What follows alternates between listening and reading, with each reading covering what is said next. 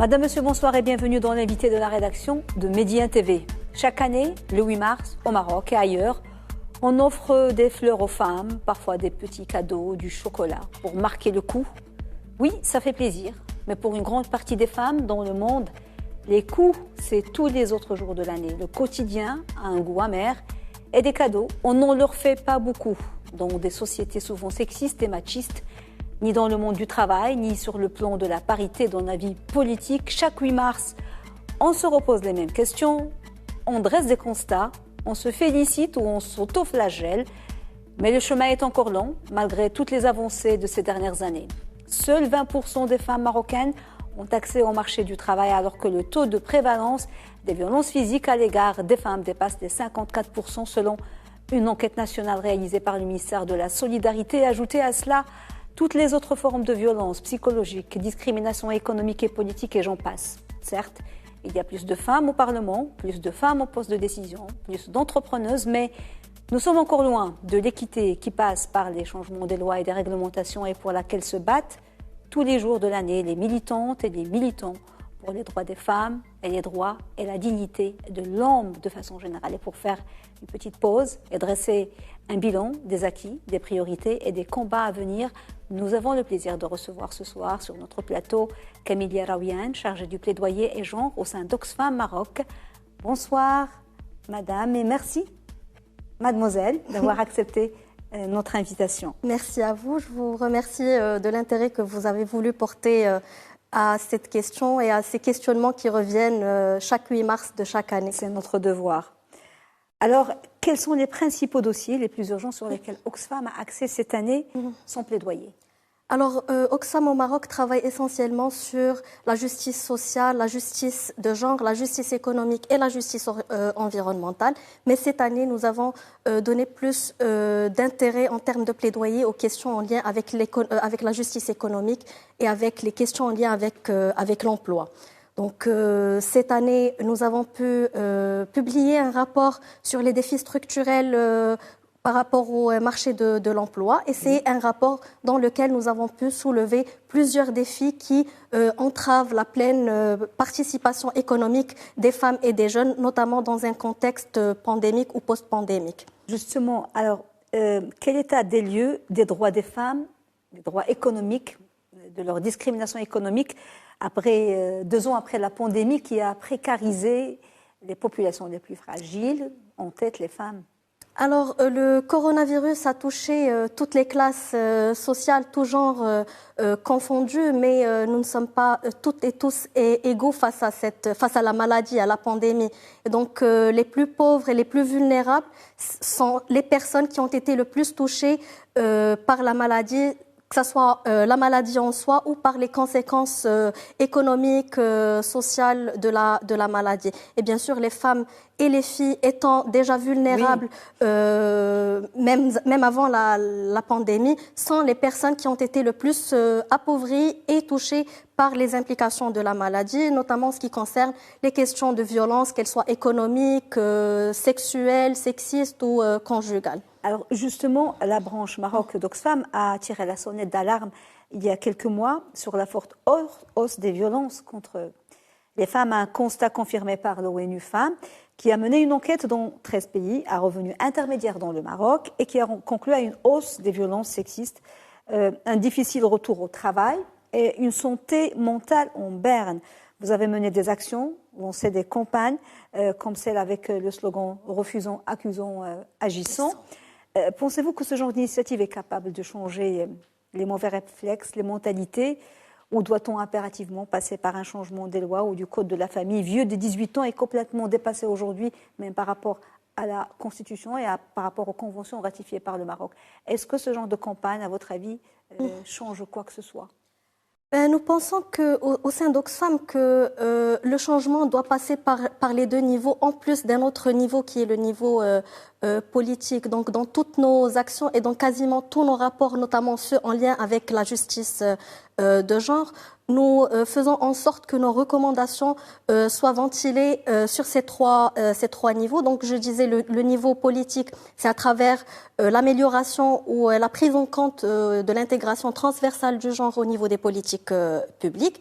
Le niveau social, sociétal, culturel, à travers le travail sur les normes sociales qui justifient et pourraient perpétrer les violences à l'égard des femmes et des filles. Donc, nos actions tournent autour de la sensibilisation, de l'information, à travers une approche artistique ou d'autres approches. Et il y a le dernier niveau qui est le niveau législatif qui, bien sûr, on ne peut pas parler de prévention sans parler de textes de loi qui régissent cette prévention. Et donc, nous estimons que ça va de soi. Donc, on ne peut pas lutter contre les violences en ne militant ou en ne plaidoyant que sur l'aspect législatif ou politique. Et en même temps, on ne peut pas le faire uniquement sur le niveau sociétal. Donc, c'est un plaidoyer qui se fait sur ces trois niveaux essentiellement. Il y a eu dernièrement beaucoup de voix qui se sont élevées parmi les associations féminines et même autres sur la nécessité, l'urgence de changer la Moudawana, qu'on appelait la nouvelle Moudawana, mais qui n'est plus nouvelle du tout. Et déjà,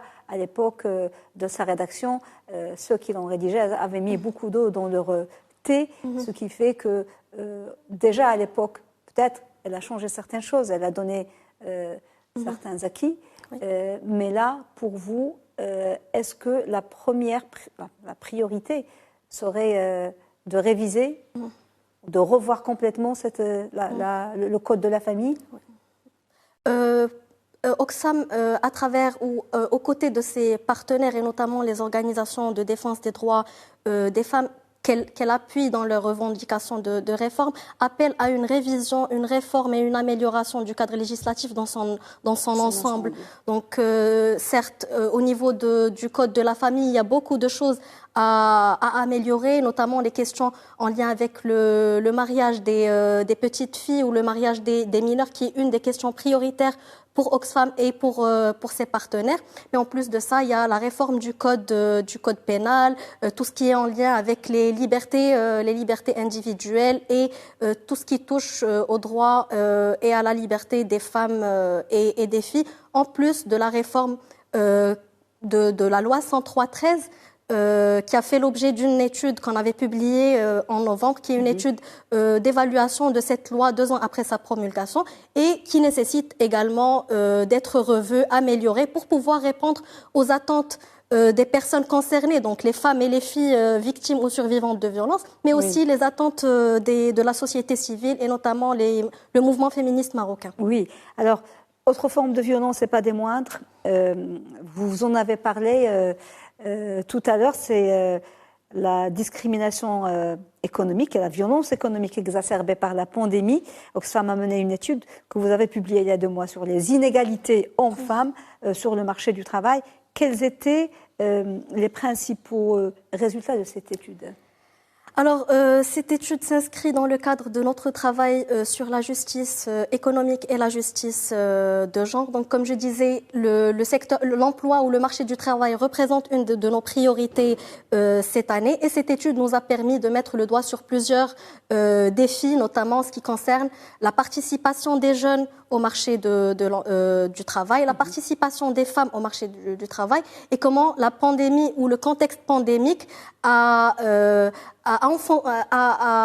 permis de soulever d'autres défis qu'on ne voyait pas avant. Donc, parmi les principaux résultats qu'on a pu observer, c'est la baisse du taux d'activité des femmes, surtout lors du troisième trimestre de 2020. Oui. Il a connu une hausse par la suite, mais ça, la baisse était surtout en lien avec le confinement, les mesures d'état d'urgence qui ont fait en sorte qu'il y a eu plusieurs fermetures, plusieurs secteurs ont dû arrêter leur activité. Donc, c'est ce qui a... les premières sacrifiées, c'était les femmes. C'était les femmes, évidemment, parce que les femmes représentent un taux important en ce qui concerne le travail informel et aussi dans le secteur des services, donc tout ce qui est tourisme, restauration et autres secteurs d'activité en lien avec les services. Et donc, elles étaient les premières à être touchées.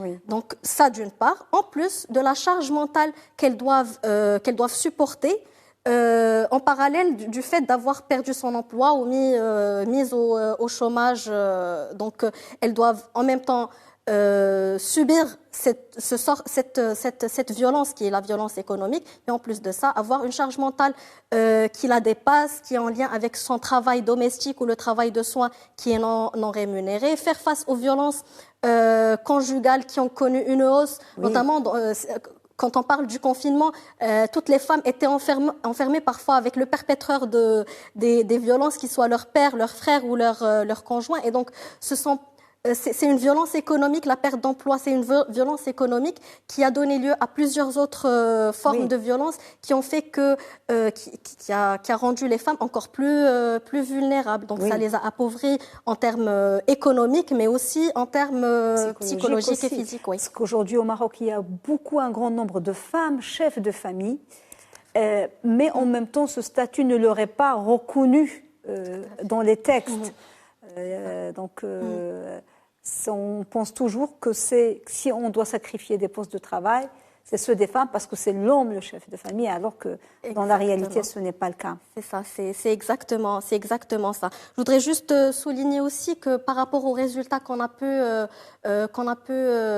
identifier dans le cadre de cette étude, c'est la nécessité de la formalisation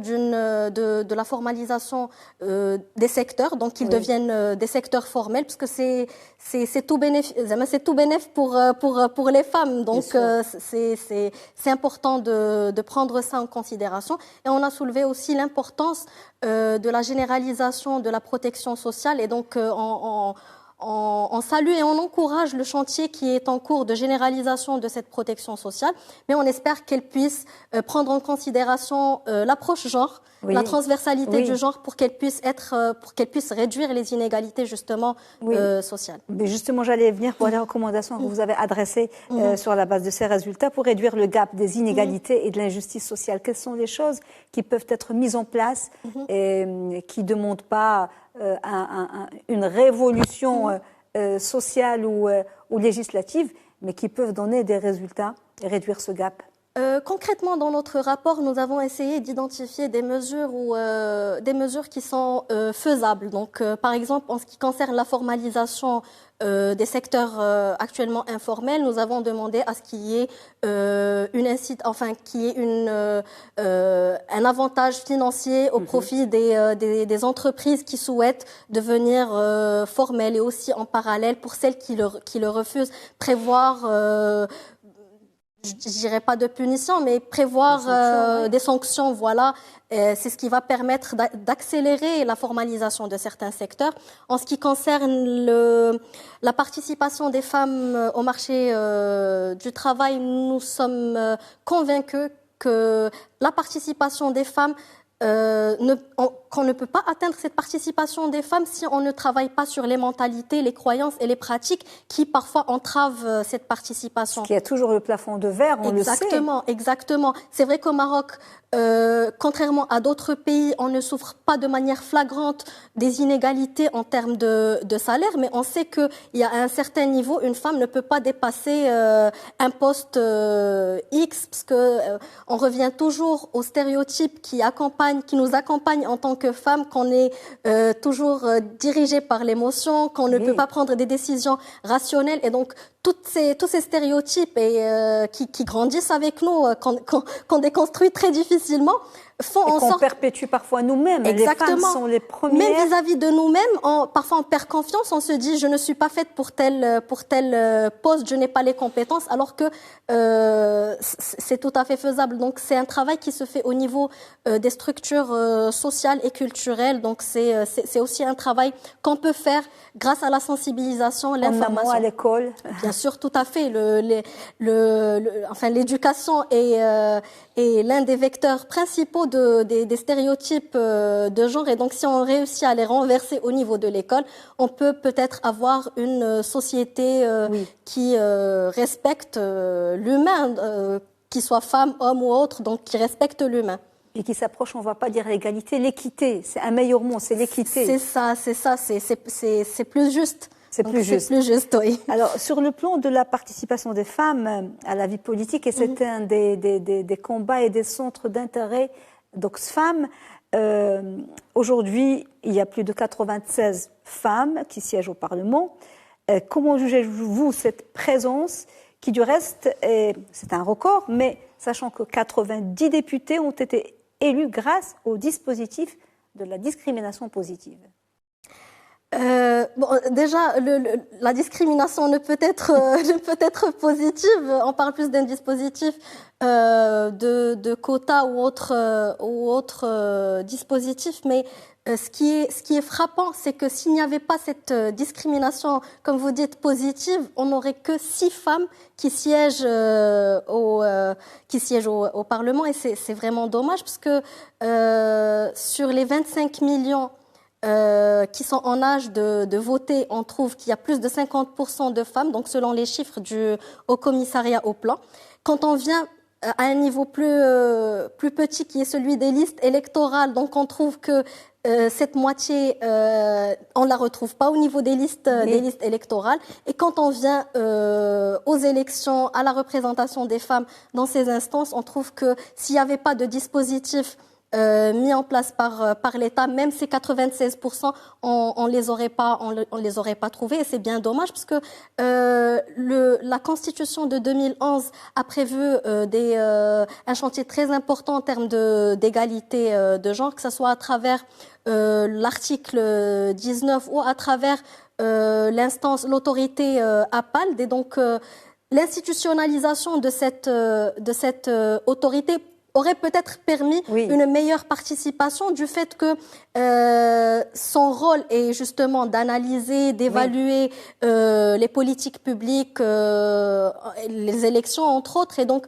peut-être si cette instance avait pu être mise en place et rendue effective, peut-être que ça aurait permis une meilleure participation. Et je reviens à un autre point que j'avais cité précédemment, c'est la société patriarcale dans laquelle nous vivons, qui considère que les femmes ne sont pas faites pour la politique.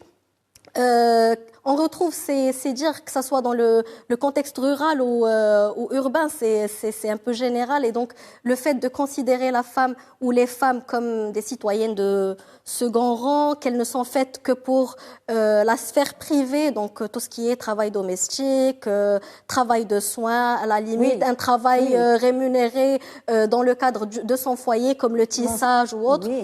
La voir dans un poste de décision, que ce soit dans la commune ou dans la région, ça choque parfois, et il y a une réticence par rapport à ça. Absolument, on a vu la femme qui a été, j'ai oublié son nom, qui a été élue dans une commune rurale, et puis qu'on a reçue dans beaucoup de plateaux comme un phénomène. C'est ça. C'est triste d'en arriver là. Alors, il y en a qui pensent que ce quota qui a permis à 96 députés de siéger au Parlement, c'est quelque chose, c'est une approche à double facette, parce qu'ils se disent qu'on se retrouve avec des femmes qui ont été élues à la faveur du quota, mais qui n'ont rien à dire, pas de formation. Mais il y a aussi des hommes qui siègent au Parlement et qui n'ont rien à dire. Est-ce qu'une femme est toujours obligée d'être doublement compétente, d'être nécessairement compétente ou plus compétente que les hommes? Est-ce que vous partagez cet avis de le quota a permis à des femmes qui n'auraient jamais pu accéder? Est-ce qu'on tire vers le bas, ou est-ce que c'est quand même un bon début? Moi, personnellement, je pense que le dispositif du quota ne devrait pas être une fin en lui-même. C'est une période. En même temps, on doit travailler sur d'autres dispositifs, sur les aspects de politique publique, sur les aspects sociétaux qui permettent de briser, en quelque sorte, ce plafond de verre en politique. Et donc, c'est un dispositif qui va nous permettre d'imposer la présence des femmes, même à ceux qui refusent de voir les femmes siéger dans des postes de décision. Donc pour moi, c'est un passage obligatoire qui favorise la participation des femmes. Et on l'a remarqué, comme vous l'avez dit, 96 personnes, on l'avait jamais eu. Et donc, on a réussi à avoir des femmes compétentes dans les instances de décision. Et donc, moi, personnellement, je pense que le danger serait qu'on prenne ce quota comme une fin en lui-même, et ça serait malheureux parce que beaucoup de femmes ont les compétences, ont les aptitudes pour siéger dans des postes de décision. On a vu des expériences de femmes chefs de partis politiques qui le mènent très très bien. Oui, mais c'est très très peu, mais on a vu comment elles ont pu mener leur campagne électorale. C'est ça, exactement. Et donc, je pense que la participation politique des femmes devrait faire aussi l'objet d'un travail sur les croyances qui sont véhiculées, même au sein des partis politiques, qui parfois bloquent l'accès ou l'arrivée des femmes à leurs instances ou organes internes de décision, que ce soit pour les femmes ou pour les jeunes. Les jeunes, absolument. Voilà, je peux en témoigner, puisque j'ai vécu des expériences où les femmes ne sont là que pour décorer la table, et donc ça, c'est ce qui rend encore plus dangereux le jeu politique. Il nous reste une petite minute où je voudrais finir avec vous, Kamilia Raouiane, sur le programme d'Oxfam. Vous avez choisi de les programmer vos actions vers la deuxième moitié du mois de mars. Pourquoi? Quelles sont les principales actions que vous allez mener? Alors effectivement, nous avons décidé de commencer nos activités à partir du 16 mars, parce que, comme vous savez, nous travaillons avec beaucoup de partenaires dans le cadre de nos projets, et la période des 2 premières semaines du mois de mars est une période très chargée pour ces partenaires, et donc venir et organiser des activités en même temps que nos partenaires risquerait de mettre un peu d'ombre aux choses magnifiques qu'ils font. Et donc nous avons fait le choix, pas uniquement cette année, l'année précédente également, nous avons commencé la mise en œuvre de nos activités à partir de la 2e semaine de mars. Cette année, nous avons 2 thématiques sur lesquelles on s'est positionné. Donc, il y a le harcèlement sexuel en milieu universitaire. Donc, c'est une question qui défrayé la chronique. Exactement, et c'est en lien direct avec ce que nous faisons, que ce soit dans nos projets ou dans notre campagne. Et il y a aussi la 2e thématique qui est les normes sociales en lien avec le code vestimentaire qui perpétue et justifie les violences et les harcèlements vécus par les femmes. Donc, on a une pièce de théâtre qui sera présentée le 25 mars à la salle Bahnini. Donc, si vous vous rappelez de l'histoire des 2 filles d'Inzgan, bon, ça reprend l'histoire des 2 filles d'Inzgan avec c'est l'histoire de la couturière qui a cousu la jupe des 2 filles. Donc ça passe aussi par le changement des mentalités. Kamilia Raouiane, merci beaucoup d'avoir répondu à nos questions. Je rappelle que vous êtes chargée du plaidoyer et genre au sein d'Oxfam au Maroc.